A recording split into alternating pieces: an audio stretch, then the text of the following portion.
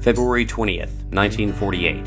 The dream of 29-year-old Tom Davis took flight, literally, as a DC-3 departed from Wilmington, North Carolina, marking the official beginning of Piedmont Airlines. 70 years later, February 20th, 2018, the North Carolina Transportation Museum hosted a gathering of former employees of the Winston-Salem-based air carrier, honoring that anniversary, receiving updates regarding the restoration of the Potomac pacemaker, a Piedmont Airlines DC-3 undergoing renovation at the museum, and discussing the history-making airline that made each of them members of the Piedmont family. The event gave much focus to a project nearing its conclusion, the renovation of the Piedmont Airlines DC-3, a Potomac pacemaker.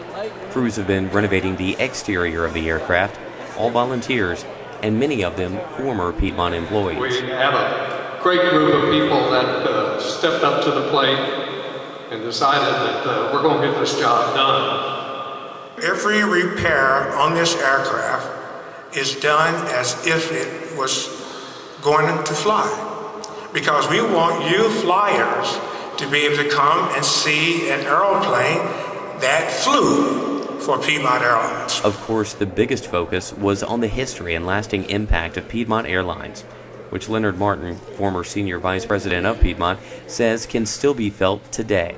How Piedmont set the pace for the industry. ACARS, collision avoidance, windshield.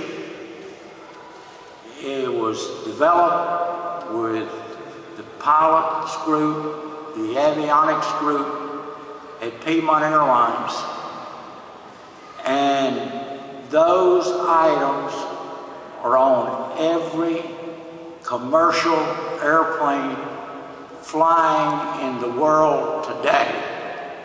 And that was developed by all of you in Winston-Salem, North Carolina. The effect of a company like Piedmont, however, didn't just impact an industry, but touched the lives of everyone that worked for the airline. And we all loved Piedmont, and we all know that we were a family group, and I think that's expressed by what you see here today.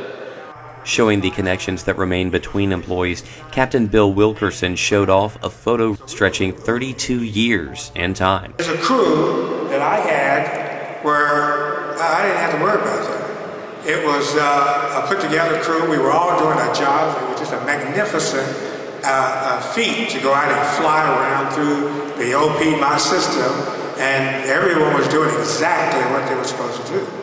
So at some point, I asked an agent, could you take a picture?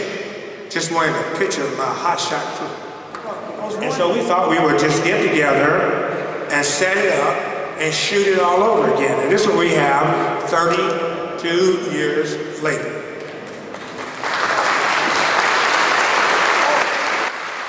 The event received a great highlight as Frank Davis, son of Piedmont Airlines founder Tom Davis, thanked attendees for keeping the Piedmont memory alive. From the bottom of our heart, we'll never be able to thank you all enough for the love, support, commitment that you gave to my dad. I'm sure he's in heaven now with Mr. Saunders and all our other, Leon Fox, all our other great employees and family members. We're looking down on us now going, what are they doing? The airline, we lost the airline 30 years ago. But we haven't lost the airline. It's in our heart. And on behalf of the Historical Society, the Tom Davis Fund, my brothers and sisters, we'll never be able to thank you all enough. We love you. My father loves you. And God bless you all. Thanks for being here today.